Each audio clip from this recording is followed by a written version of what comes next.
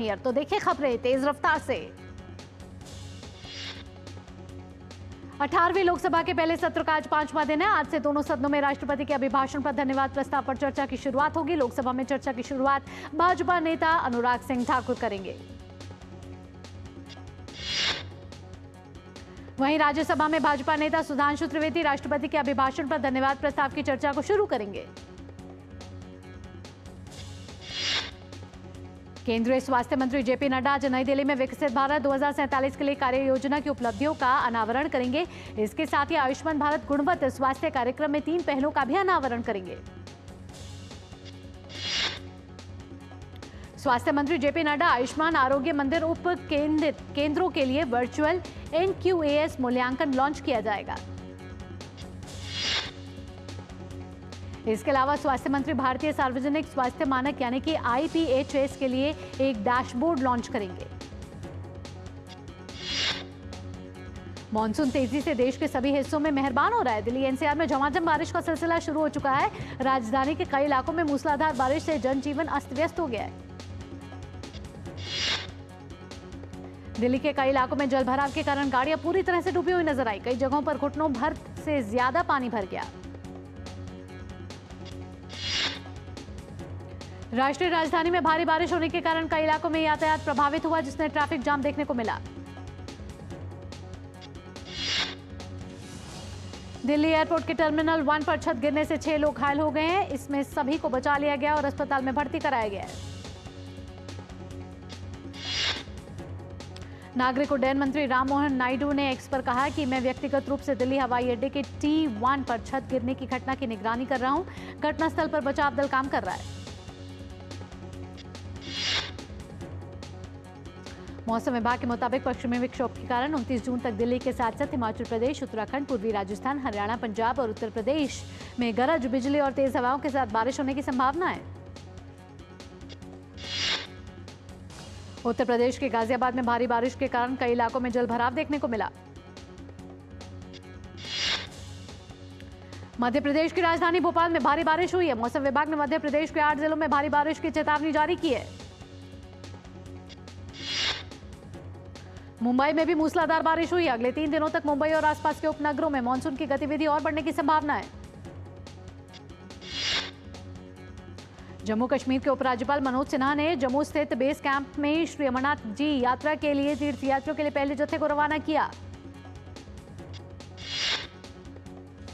जम्मू कश्मीर के उपराज्यपाल मनोज सिन्हा ने कहा कि यात्रा के लिए प्रशासन ने सभी जरूरी इंतजाम किए हुए हैं।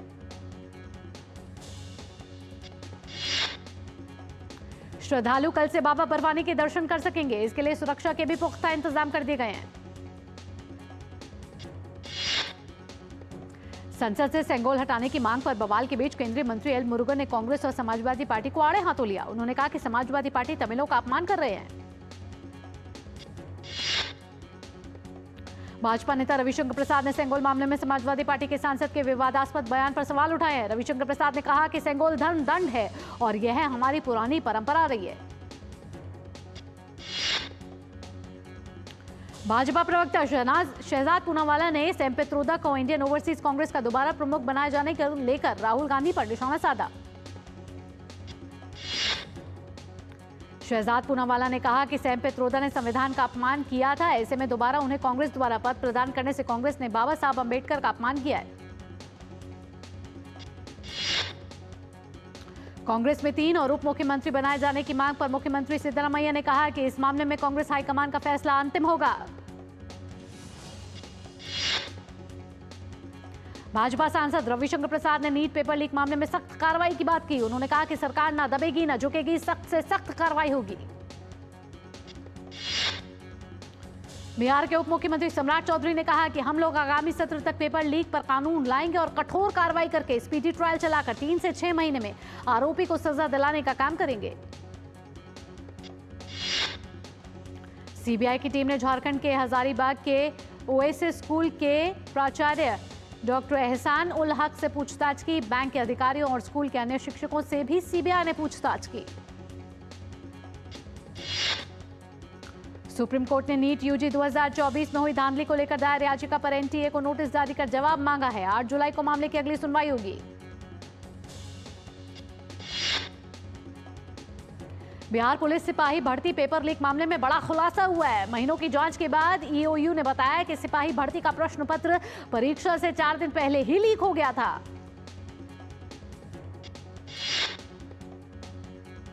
दिल्ली में जारी जल संकट के विरोध में भारतीय जनता पार्टी के पार्षदों ने जमकर प्रदर्शन किया। एमसीडी सदन में प्रदर्शन करते हुए पार्षदों ने दिल्ली के मुख्यमंत्री के खिलाफ नारेबाजी करते हुए उनके इस्तीफे की मांग की। भाजपा के पार्षदों ने कहा कि दिल्ली सरकार जनता को पर्याप्त मात्रा में पानी की आपूर्ति करने में विफल रही है, लिहाजा केजरीवाल को मुख्यमंत्री के पद पर बने रहने का कोई हक नहीं है। जल संकट पर केजरीवाल को घेरते हुए भाजपा नेता रमेश बिधूड़ी ने कहा है कि शीला दीक्षित को भ्रष्ट बताकर सत्ता में आने वाले केजरीवाल अब जल माफियाओं के संरक्षक बन चुके हैं। वहीं भाजपा नेता मनोज तिवारी ने कहा कि जनता आम आदमी पार्टी को नकार चुकी है। रांची की विशेष पीएमएलए अदालत ने पूर्व मुख्यमंत्री और झारखंड मुक्ति मोर्चा नेता हेमंत सोरेन की न्यायिक हिरासत 14 दिन के लिए बढ़ा दी है। दिल्ली के उपराज्यपाल वीके सक्सेना ने Delhi dialogue and development commission को अस्थायी रूप से भंग करके और इसके गैर आधिकारिक सदस्यों को हटाने की मंजूरी दे दी है। वीके सक्सेना ने साथ ही कहा कि मौजूदा सरकार द्वारा डीडीसीडी बनाने की पूरी कवायद केवल वित्तीय लाभ बढ़ाने और पक्षपातपूर्ण झुकाव वाले कुछ पसंदीदा राजनीतिक व्यक्तियों को संरक्षण देने के लिए रही है। यूपी में बरेली के इज्जतनगर गोलीकांड के मुख्य आरोपी माफिया राजीव राणा पर योगी सरकार का शिकंजा कस गया है।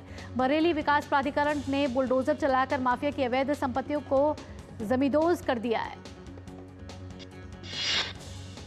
भारतीय रिजर्व बैंक ने कहा कि वृहद आर्थिक और वित्तीय स्थिरता के दम पर भारतीय अर्थव्यवस्था और वित्तीय तंत्र काफी मजबूत बना हुआ है। बैंकों का सकल एनपीए अनुपात मार्च 2024 तक घटकर 12 साल के निचले स्तर पर 2.8% पर आ गया है। वाणिज्यिक बैंकों का शुद्ध एनपीए अनुपात भी कम होकर 0.6% के रिकॉर्ड निचले स्तर पर आ गया है। एफएसआर के अनुसार 2024-25 अंत तक बैंकों का सकल एनपीए अनुपात और घटकर 2.5% पर आ सकता है। अगर वृहद आर्थिक परिवेश गंभीर दबाव परिदृश्य में बिगड़ता है तो यह अनुपात बढ़कर 3.4% तक पहुंच सकता है। रिपोर्ट में कहा गया है कि मार्च 2020 में सकल एनपीए अनुपात में निरंतर कमी मुख्य रूप से नए फंसे कर्ज की वृद्धि में लगातार गिरावट और बट्टे खाते में वृद्धि के कारण हुई है। उत्तर प्रदेश के मुख्यमंत्री योगी आदित्यनाथ ने कहा है कि यूपी में एमएसएमई की ब्रांडिंग, मार्केटिंग और शोकेसिंग में लंबी छलांग लगाई है। उन्होंने कहा कि यूपी सौभाग्यशाली है कि यहां सैकड़ों साल से स्थानीय स्तर पर हस्तशिल्पी कारीगर अपने उत्पादों का निर्माण करते रहे हैं।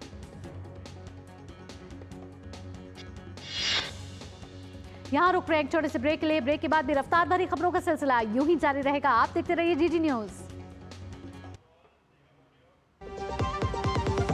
लाल रंग इसका अपार, तीखा कम है फिर भी स्वाद। बेमिसाल बेमिसाल MDH Kashmiri. MDH Kashmiri. MDH doctor ortho oil के रेगुलर मसाज से जॉइंट हेल्थी रहते हैं। और अगर प्रॉब्लम बहुत पुरानी है तो डॉक्टर ऑर्थो कैप्सूल्स साथ लेना ना भूलें। अब दर्द भी घुटने टेकेगा। बात जब पीढ़ियों के लिए बनने वाले घर की हो तो जिम्मेदारी बड़ी हो जाती है। गैलेंट समझता है ये जिम्मेदारी। अब डबल एम रिब्स के साथ गैलेंट एडवांस TMT रीबार, निर्माण का रियल हीरो। ब्रेक के बाद आपका स्वागत। आप देख रहे हैं एक्सप्रेस 100। आइए रफ्तार भरे खबरें को इस सिलसिले को आगे बढ़ाते हैं। उत्तर प्रदेश के मुख्यमंत्री ने कहा कि उत्तर प्रदेश में एमएसएमई की 90 लाख से अधिक इकाइयां मौजूद हैं। 2017 में प्रदेश देश की 6 नंबर की अर्थव्यवस्था थी, जो आज दूसरे स्थान पर आ गई है। केंद्रीय अप्रत्यक्ष कर एवं सीमा शुल्क बोर्ड ने चीन तथा कुछ अन्य देशों के कई उत्पादों पर डंपिंग रोधी शुल्क लगाया है। बोर्ड ने जारी नोटिफिकेशन में इन शुल्कों की घोषणा की है। सीबीआईटीसी ने चीन से निर्यात होने वाले चिजेल टूल और रॉक ब्रेकर्स पर 162.5% तक और दक्षिण कोरिया से निर्यात होने वाले चिजेल टूल और रॉक ब्रेकर्स पर 52.77% तक डंपिंग रोधी शुल्क लगा गया है। ब्रांड फाइनेंस इंडिया 100 2024 रिपोर्ट के मुताबिक टाटा समूह ने भारत के सबसे मूल्यवान ब्रांड के रूप में अपना स्थान बरकरार रखा है।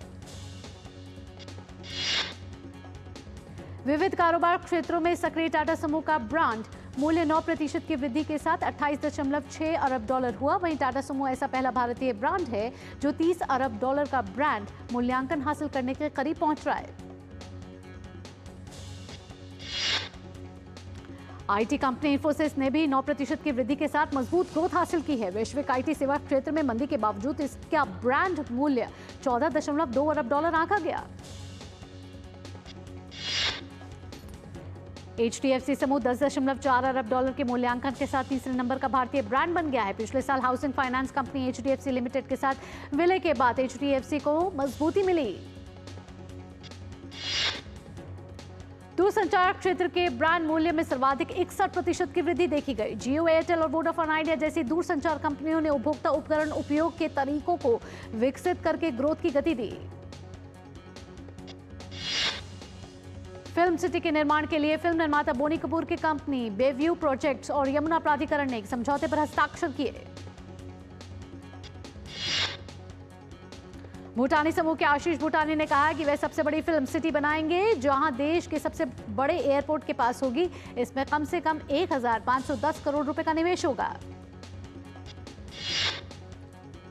मार्केट रेगुलेटर सेबी ने इंटरनेट मीडिया पर वित्तीय मामलों से संबंधित जानकारियां देने वाले फाइनेंशियल इन्फ्लुएंसर के विनियमन से संबंधित मानदंडों को मंजूरी दे दी।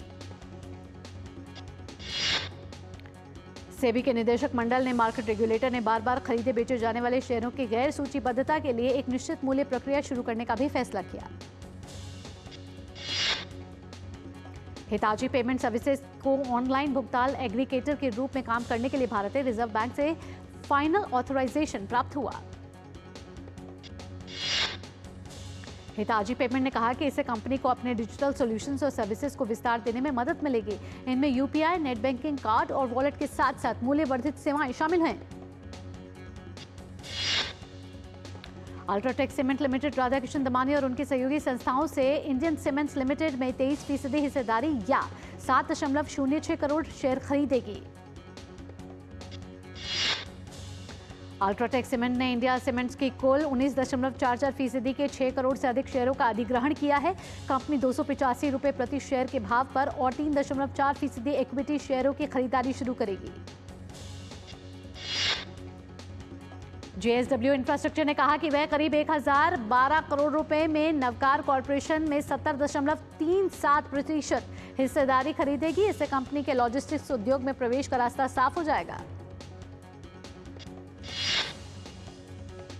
इस साल अमेरिका में राष्ट्रपति पद के चुनाव के लिए डेमोक्रेटिक पार्टी के उम्मीदवार जो बाइडेन और रिपब्लिकन पार्टी के उम्मीदवार डोनाल्ड ट्रंप के बीच राष्ट्रपति पद के लिए पहली डिबेट होने जा रही है। 5 नवंबर को होने वाले राष्ट्रपति चुनाव से पहले होने वाली इस डिबेट में 90 मिनट में ही बहस होनी है। दोनों ही उम्मीदवारों के पास ये अहम मौका है जब वो अमेरिका की जनता को ये बता पाएंगे कि उन्हें इस पद के लिए क्यों चुना जाए। अंतरिक्ष में रूसी उपग्रह टूट गया। अंतरिक्ष में इस विमान के लगभग 100 से अधिक टुकड़े हो गए, जिससे इनमें सवार यात्रियों को अंतरिक्ष विमान ने 1 घंटे तक आश्रय लिया। रूसी पृथ्वी अवलोकन उपग्रह RES-URS-P1 के टूटने के कारण के बारे में तत्काल कोई विवरण नहीं था। इसे रूस ने 2022 में मृत घोषित कर दिया था। अमेरिकी अंतरिक्ष कमान के पास अंतरिक्ष ट्रैकिंग रडारों का एक वैश्विक नेटवर्क है। उन्होंने कहा कि गुरुवार दोपहर तक अमेरिकी अंतरिक्ष ट्रैकिंग फर्म लियो लैब्स के रडारों ने कम से कम 180 टुकड़ों का पता लगा लिया था। ब्रसेल्स यूरोपीय संघ के नेताओं ने जर्मनी की उर्सुला वॉन डर लेयन को यूरोपीय आयोग यूरोपीय संघ के कार्यकारी निकाय के अध्यक्ष के रूप में दूसरे 5 साल के कार्यकाल के लिए नामित करने पर सहमति व्यक्त की है। बेल्जियम की राजधानी ब्रसेल्स में एक यूरोपीय संघ शिखर सम्मेलन में 27 राष्ट्रीय नेताओं ने पूर्व पुर्तगाली प्रधानमंत्री एंटोनियो कोस्टा को यूरोपीय परिषद की बैठकों के भावी अध्यक्ष के रूप में चुना। जर्मनी का चांसलर ने कहा है कि यूरोपीय संघ को हथियारों की खरीद या राष्ट्रीय रक्षा बजट के वित्तपोषण में शामिल नहीं होना चाहिए। जर्मनी चांसलर ने कहा कि यूरोपीय संघ को बेहतर रक्षा औद्योगिक समन्वय को बढ़ावा देने पर अपने प्रयासों पर ध्यान केंद्रित करना चाहिए। रूसी रक्षा मंत्रालय ने कहा कि उसकी सेना ने यूक्रेन के हवाई अड्डों के बुनियादी ढांचे पर हमला किया है। केन्या में विवादास्पद कर वृद्धि वाले विधेयक को लेकर प्रदर्शन जारी है। राष्ट्रपति विलियम रूटो के इस्तीफे की मांग की जा रही है। इससे पहले केन्या के राष्ट्रपति विलियम रूटो ने कहा कि विवादास्पद कर वृद्धि वाले विधेयक को वापस लिया जाएगा। संयुक्त राष्ट्र सुरक्षा परिषद में उत्तर कोरिया के संबंध में आज अहम बैठक होने जा रही है। ये बैठक अमेरिका, फ्रांस, ब्रिटेन, दक्षिण कोरिया और जापान के अनुरोध पर हो रही है। यह बैठक परिषद के प्रस्तावों के उल्लंघन में प्योंगयांग द्वारा हथियारों के हस्तांतरण पर होगी। संयुक्त राष्ट्र सुरक्षा परिषद में पाकिस्तान ने एक बार फिर कश्मीर का राग अलापा। इसे लेकर भारत ने उसे लताड़ लगाई है।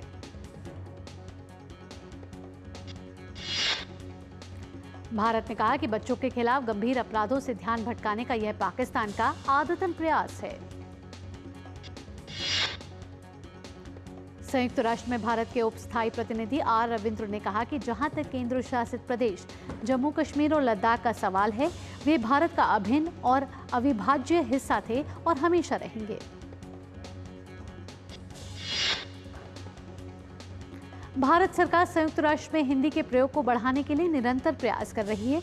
इसी क्रम में सरकार ने 11 करोड़ डॉलर का योगदान दिया है। संयुक्त राष्ट्र के जन सूचना विभाग के सहयोग से हिंदी @UN परियोजना 2018 में शुरू की गई थी। इसका उद्देश्य हिंदी भाषा में संयुक्त राष्ट्र की सार्वजनिक पहुंच को बढ़ाना और वैश्विक स्तर पर जागरूकता फैलाना था। मालदीव पुलिस ने राष्ट्रपति मोहम्मद मुइजू पर कथित तौर पर काला जादू करने के आरोप में 2 मंत्रियों को गिरफ्तार किया है। स्थानीय मीडिया के अनुसार पर्यावरण मंत्रालय में राज्य मंत्री शमनाज सलीम और राष्ट्रपति कार्यालय में मंत्री के रूप में कार्यरत एडम रमीज और 2 अन्य को गिरफ्तार किया गया है। इन सभी को 7 दिन की हिरासत में भेज दिया गया है। भारत ने T20 विश्व कप 2024 के फाइनल में प्रवेश कर लिया है। गुरुवार देर रात खेले गए रोमांचक सेमीफाइनल मुकाबले में भारत ने इंग्लैंड को 68 रन से हराकर फाइनल में अपनी जगह बना ली। मुकाबले में पहले बल्लेबाजी करते हुए भारत ने निर्धारित 20 ओवर में 7 विकेट के नुकसान पर 171 रन बनाए। यहां रुकेंगे एक छोटे से ब्रेक के लिए, जल्द हाजिर होते हैं। आप देखते रहिए DD न्यूज।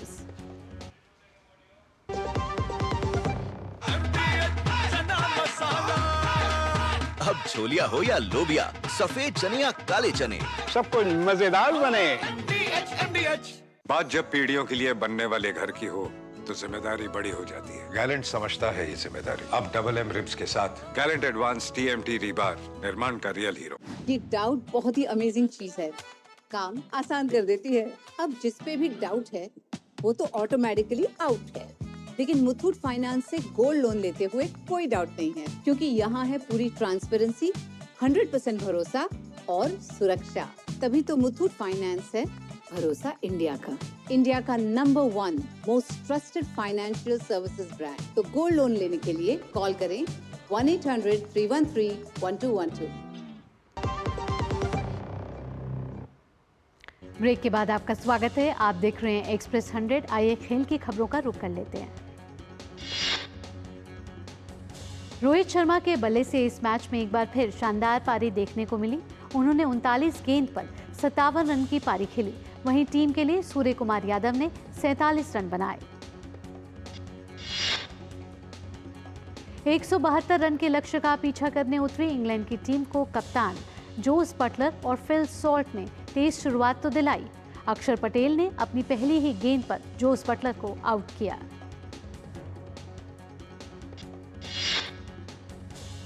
अक्षर पटेल ने इसके बाद बेयरस्टो और मोइन अली का विकेट लिया।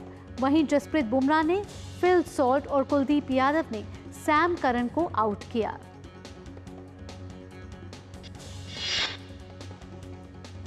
एथलीट किरण पहल ने राष्ट्रीय अंतरराज्यीय एथलेटिक्स चैंपियनशिप में शानदार प्रदर्शन करते हुए अगले महीने से होने वाले पेरिस ओलंपिक के लिए कोटा हासिल कर लिया।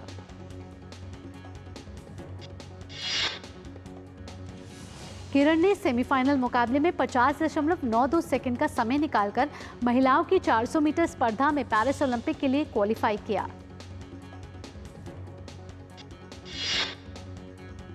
दूसरी वैश्विक शतरंज लीग का आयोजन 3 से 12 अक्टूबर तक लंदन में किया जाएगा।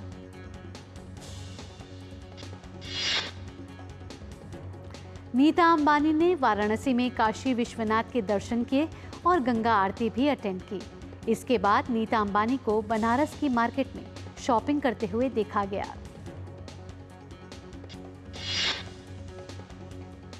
अपने शुभ विवाह से पहले अनंत अंबानी खुद ही अपने दोस्तों और बॉलीवुड स्टार्स को कार्ड देने पहुंच रहे हैं।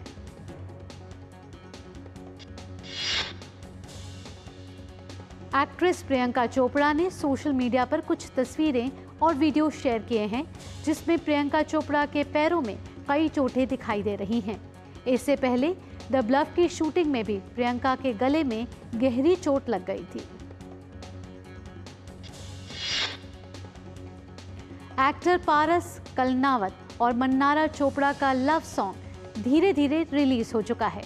दिव्या चैटर्जी द्वारा निर्देशित इस गाने को पायल देव और आदित्य देव ने अपनी आवाज दी है। प्रभास और दीपिका की फिल्म कल्कि 2898 AD के लिए साउथ में सिनेमाघरों में सुबह से ही भीड़ देखी गई। इस बीच डायरेक्टर SS राजामौली को भी कल्कि 2898 AD का फर्स्ट डे फर्स्ट शो देखने थिएटर के बाहर इंतजार करते हुए देखा गया। फिल्म कल्कि 2898 AD घरेलू बॉक्स ऑफिस में 100 करोड़ कमाई कर चुकी है। साउथ सुपरस्टार अजीत की फिल्म गुड बैड अगली का नया पोस्टर रिलीज किया जा चुका है जिसमें अजीत का नया अवतार देखने को मिल रहा है। फिल्म डाउनटाउन AB 3 के निर्माताओं ने आखिरकार फिल्म की रिलीज डेट की घोषणा कर दी है। फिल्म 12 सितंबर 2025 में वर्ल्ड वाइड रिलीज की जाएगी। रितेश देशमुख एक बार फिर वेब सीरीज पिल के जरिए दर्शकों के बीच OTT प्लेटफॉर्म पर लौट रहे हैं जिसका ट्रेलर भी हम सबके सामने आ चुका है। एक्टर वरुण धवन की आने वाली फिल्म बेबी जॉन से फिल्म का नया पोस्टर किया गया रिलीज। बॉलीवुड अभिनेता अक्षय कुमार की आने वाली फिल्म सरफिरा का दूसरा गाना खुदाया हुआ रिलीज। अमेरिकी अभिनेत्री और मॉडल मर्लिन मुनरो के लॉस एंजलिस स्थित घर को लॉस एंजलिस सिटी काउंसिल द्वारा ऐतिहासिक सांस्कृतिक स्मारक नामांकन में मंजूरी मिली। इस घर में अभिनेत्री ने अपने अंतिम सांस ली थी। अभिनेता रणबीर कपूर और आलिया भट्ट की बेटी राहा नाना महेश भट्ट के घर उनसे मिलने पहुंची और एक्टर रितेश देशमुख जल्द ही सुपरनैचुरल कॉमेडी फिल्म कुकुड़ा लेकर आने वाले हैं। इसे लेकर उन्होंने बताया कि कॉमेडी और हॉरर को एक साथ लाना चुनौतियों से भरपूर है।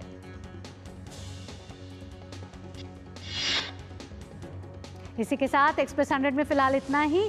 कल होगी फिर आपसे मुलाकात। फिलहाल के लिए आप देखते रहिए DD न्यूज। मुझे दीजिए अनुमति। नमस्कार।